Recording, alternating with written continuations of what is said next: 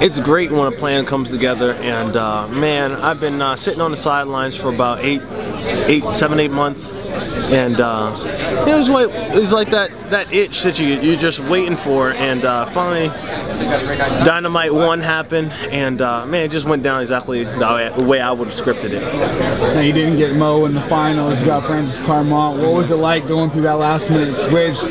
Was a panic switch go off at all, or are you just cool, calm, and collected? No, panic switch went off. You know, at first it was supposed to be Mo. They said, oh, okay, you know, Mo is he's unable to go on. It's going to be Linton. And then I thought it was going to be Linton, and then 10 minutes later it said it's not going to be Linton. I'm like, you're kidding me. Who's it going to be now? I'm thinking, like, just go another round with Emmanuel. Like, I didn't know who was going to. Like, all right, you're going Carmont. All right, cool. So yeah, it was kind of a roller coaster. Still, I mean, no matter who it was, you fought 2 guys in one night. Still a tough task. How do you feel coming out of it? I definitely need a nap. No ifs, ands, or buts about that, man. Both guys, I'm still stoked. I fought 2 tough guys, 2 awesome fighters, and I'm big fans of both of theirs too. Yeah, you know, I'm glad to have fought 2 tough guys, have 2 big wins, and above all that, and to be making my Bellator debut. I really want to introduce myself to the Bellator fans, let them know that, you know, I'm here, and you know, I'm glad to be here, fight my butt off. So it was a great evening. Can you talk about the fight with Emmanuel Newton and just how tough was he in there, and did you know when you had the submission that it was golden? You know, everybody talks about Emmanuel being awkward, and I mean he is, but this guy is freaking awkward. Like he is awkward. You can tell a little bit in the cage. Oh man, and you know what?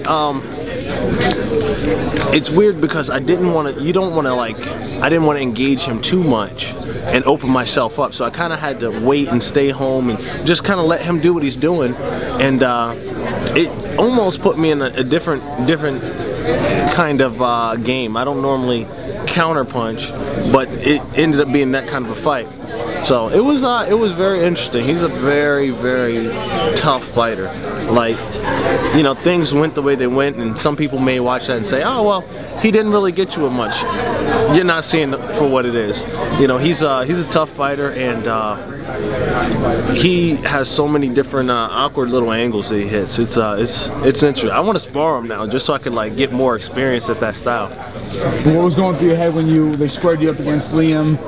That's going to be the next opponent.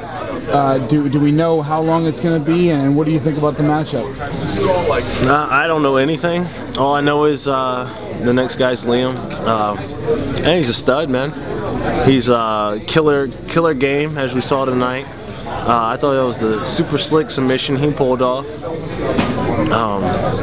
You know, he has a solid game. I thought he was keeping good range before he got taken down. You know, he's all around. He's a solid fighter. Does it concern you that he's so comfortable off his back, and that's usually where you like to put guys?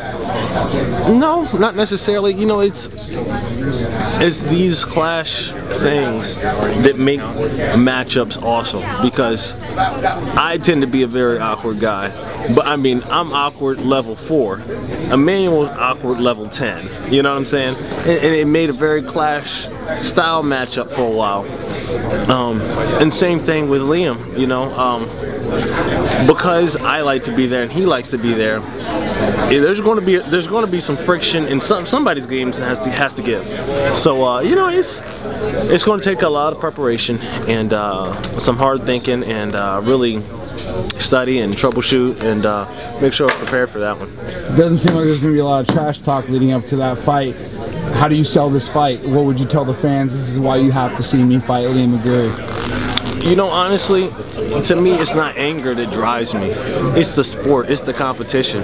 You know, you submit somebody, you knock somebody out. That's what drives me to be great. You know, I like to say that, you know, it just you know, when you say I want to watch Phil Davis or Liam McGeary, what that brings along with it is just that's a standard of excellence. You know, those guys are exciting fighters.